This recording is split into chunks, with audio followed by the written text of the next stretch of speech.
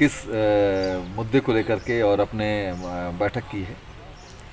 आज मैं रीवा से चलकर सीधी आया और सीधी जिलाध्यक्ष जी को, साथ ही हम अपने प्रदेश सचिव विश्वकर्मा जी को सूचित किया था कि अपने प्रमुख कार्यकर्तागण की एक छोटी बैठक हो जाएगी।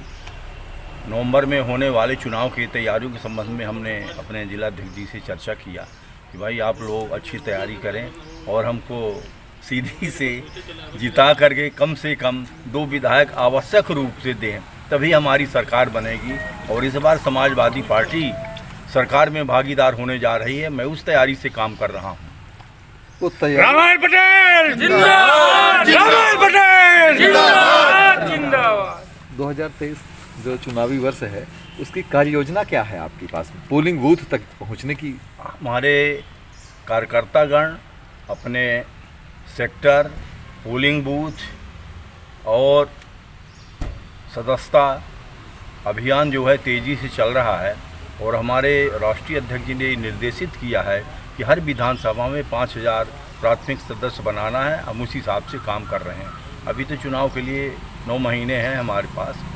हमारी तैयारी पूरी हो चुकी है और हमारे राष्ट्रीय अध्यक्ष जी का निर्देश हुआ है कि हम पूरे 230 सीटों में चुनाव लड़ेंगे और उनने हमको निर्देशित भी किया है कि आपको उस हिसाब से तैयारी करना है चुनाव के लिए। आगामी समय में निश्चित रूप से हम इस तैयारी में हैं कि हम सत्ता में भागीदार होंगे। हमारी पार्टी इस बार सत्ता में रहेगी, ये निश्चित तय है। जनता के बीच में कौन से ऐसे मुद्दे होंगे जो आप लेकर के जाएंगे? इस समय जनता भारतीय जनता पार्टी के काम से त्रस्त हो चुकी है, क्योंकि हमारे मुख्यमंत्री जी केवल घोषणा करते हैं और कोई भी घोषणाएं ज़मीन पर नहीं उतरती हैं। सबसे बड़ा अहम मुद्दा तो मैं मानता हूं कि बेरोज़गारी है कि हमारे जो छात्र पढ़ लिख करके और इतनी महंगी शिक्षा ले करके और निकलते हैं, उनको कहीं कोई रोज़गार नहीं है।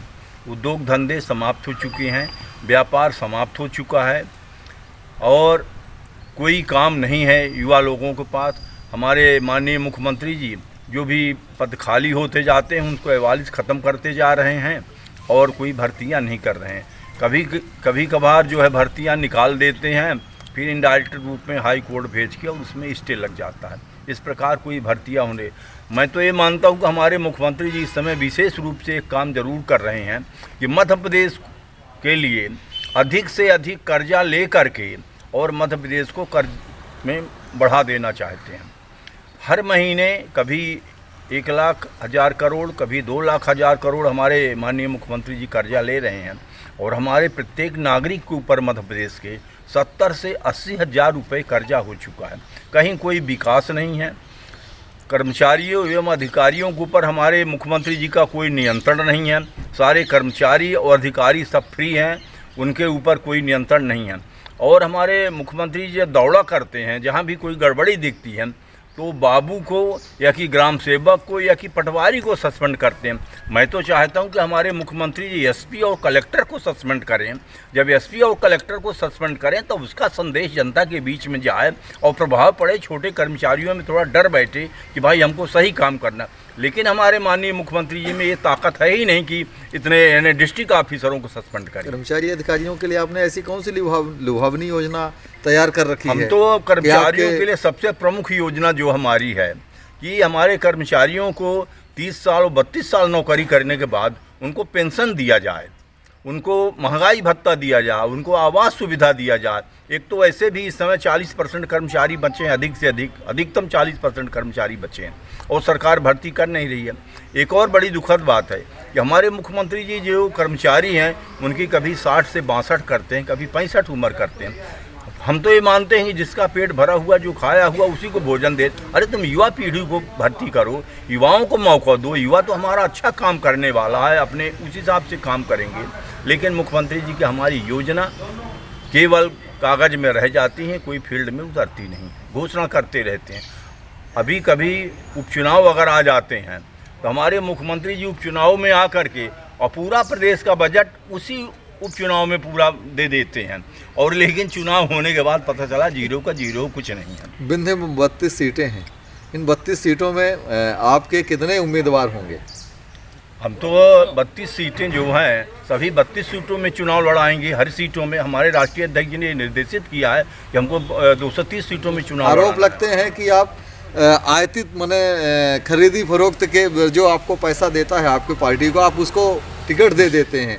जो आपके कार्यकर्ता लगे रहते हैं उनको जिसको मिलना चाहिए, जिनका यहाँ से अपने भागीदारी में जाता है, नाम की इनको टिकट मिले तो उसको तो मिलता नहीं। आज तक का कोई भी एक भी उम्मीदवार का नाम बताएंगे जिसको मिला हो? जो हमारे समाजवादी पार्टी का सिस्टम चल रहा है, मैंने अभी 11 तारीख को माननीय राष्ट्रीय अध्यक्ष जी को 57 सीटें मध्य प्रदेश की चिन्हित करके और उनको हमने सौंप दिया और फरवरी में 50 सीट हम और चिन्हित कर रहे हैं। सेकंड आपकी पार्टी द्वारा ग्रेड बी ग्रेड में ले रहे हैं। क्या आपके पार्टी ने सर्वे करवाया?